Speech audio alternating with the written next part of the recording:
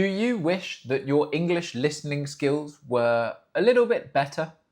Well, it's time to do something about it. Spend 5 minutes with me every day practicing your English listening skills, and your English listening skills will get better. Today's topic: dogs versus cats. It shouldn't be a competition, but it is. And everybody has a favourite. And for years, dogs blew cats out of the water for me. Dogs were a million times better. I used to say that I hated cats, that I didn't like cats. But that's changed a little bit recently. I'm still a dog person. For me, dogs are still better than cats. I'm sorry if you are a cat person. But I had a dog. I say it was my mum's dog, and then it was my family's dog, and then I came into the picture. I appeared, I was born. So I have always had a dog in the house, or I always used to have a dog in the house. I don't anymore. But when I was born, there was a dog, and then she died. We moved house, and then very soon after, we got another dog when I was about 7.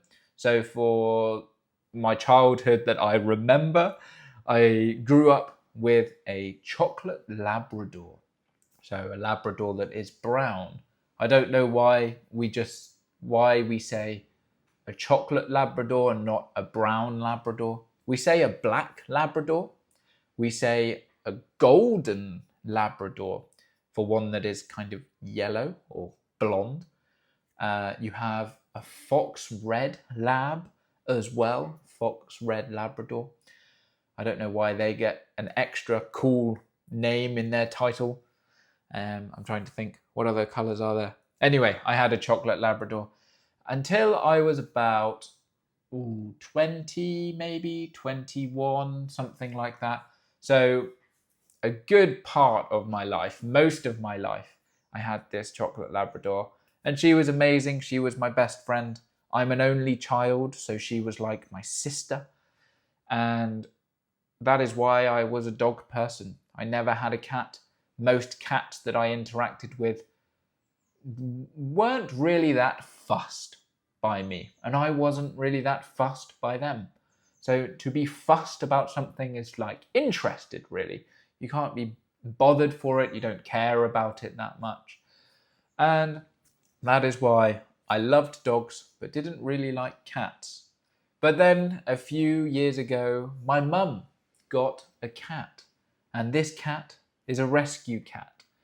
So I think she was with a family that had lots of children and some other cats. And then their house burnt down, apparently.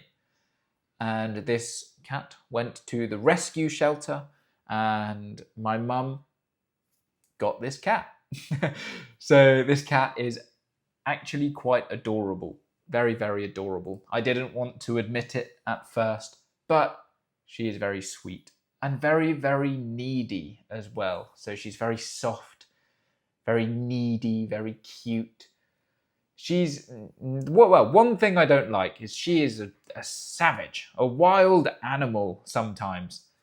At night, she goes out hunting in the village, and she often brings mice and sometimes little birds into the house that she thinks are toys, or she thinks they are presents for my mum. That's horrible. I don't like that. But when she's not this wild, savage animal, she's a very cute, needy, adorable, innocent cat, which I like quite a lot. And I think this cat is very different to most other cats I've ever really experienced. But yeah, she won't replace the dog that I grew up with. Nothing ever will, I don't think. There's something special about your childhood dog, isn't there? But this cat is adorable. And if something happened to this cat, I would be very sad. I would be very, very upset. And it's nice. It's nice just to have a cat that sits on you, sits on your lap. It's very cute. It's nice to have a little companion. Nice to feel and sense that there is another life form in your house, which sounds quite weird.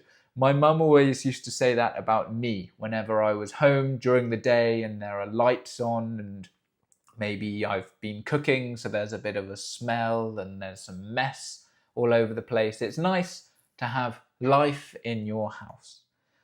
And I guess a cat or a dog helps to bring that. So, thank you. Thank you very much for coming. Thanks for listening. In the comments, tell me about your experience with a dog, with a cat. Which one's your favorite? Which one's better? Which one's worse? And I will see you tomorrow.